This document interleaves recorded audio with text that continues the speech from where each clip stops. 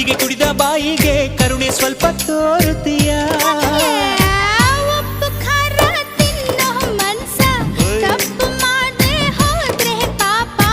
ಇಂಥ ಪೋಲಿ ಹುಡುಗಿ ಕನಸ ಕೆಡಿಸಿ ಬಿಟ್ರೆ ಅದುವೇ ಶಾಪ.